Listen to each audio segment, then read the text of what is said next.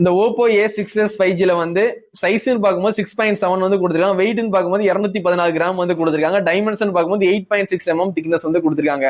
இந்த போனை பொறுத்த வரைக்கும் பேட்டரின்னு பார்க்கும்போது 7000 மில்லியம் பேர் கொடுத்துருக்காங்க. 80 வாட்ஸ் வந்து ஃபாஸ்ட் சார்ஜிங் சப்போர்ட் கொடுத்துருக்காங்க. ஒரு அடாப்டர் கேபிள் எல்லாமே வந்து இந்த பாக்ஸ்லயே இருக்கும். நீங்க தனியா காசு கொடுத்து எதுவுமே வாங்க வேண்டாம். சரிங்களா?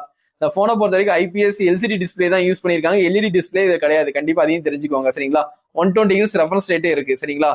சிப்செட்னு பார்க்கும்போது MediaTek Dimensity 6300 6nm வந்து கொடுத்துருக்காங்க. ஒரு நல்ல ப்ராசஸர் தான் கொடுத்துருக்காங்க. சரிங்களா? இந்த போனை பொறுத்த வரைக்கும் ஒரு பக்காவான ஒரு வாட்டர் ப்ரூஃப் போன். சரிங்களா?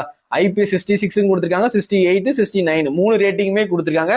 ஒரு பக்காவான ஒரு வாட்டர் ப்ரூஃப் போன். நீங்க தண்ணிக்குள்ள போட்டு வீடியோ எடுத்துக்கலாம். அந்த மாதிரி ஃபெசிலிட்டியும் கொடுக்காங்க. சரிங்களா?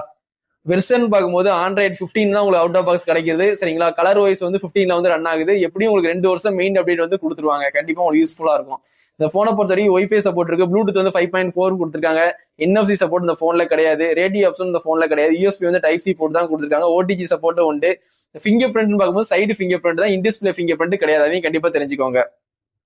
இந்த போனை பொறுத்த வரைக்கும் உங்களுக்கு சைடு ஃபிங்கர் பிரிண்ட் தான், இன்டிஸ்பிளே கிடையாது. நீங்க 21,000 ரூபாய் கொடுத்து வாங்கினாலும் உங்களுக்கு வந்து சைடு ஃபிங்கர் பிரிண்ட் தான். நிறைய பேர் வந்து 20,000 கொடுத்து வாங்குறீங்க, ஆனா இன்டிஸ்பிளே ஃபிங்கர் பிரிண்ட் கிடையாதான்னு கேட்பீங்க. இந்த போன்ல வந்து சைடு ஃபிங்கர் பிரிண்ட் தான். கண்டிப்பா தெரிஞ்சுக்கோங்க. சரிங்களா?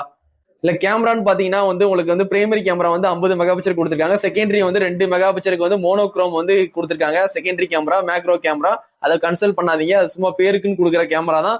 மெயின் கேமரா தான் கன்சல்ட் பண்ணுங்க. அது 50 மெகா பிக்சல். சரிங்களா? அந்த 50 மெகா பிக்சல்ல மெயின் கேமரால 1080p 60fps வரைக்கும் நீங்க வீடியோ ஷூட் பண்ணிக்கலாம். செல்ஃபி கேமரா பாத்தீங்கன்னா 16 மெகா பிக்சல் கொடுத்துருக்காங்க. அதுல நீங்க வந்து 1080p 13fps வரைக்கும் வீடியோ ஷூட் பண்ணிக்கலாம். அப்போ வந்து 4K எடுக்க முடியாது இந்த போன்ல. கண்டிப்பா தெரிஞ்சுக்கோங்க. இந்த போன்ல வந்து சைடு ஃபிங்கர் பிரிண்ட் தான், இன்டிஸ்பிளே ஃபிங்கர் பிரிண்ட் கிடையாது.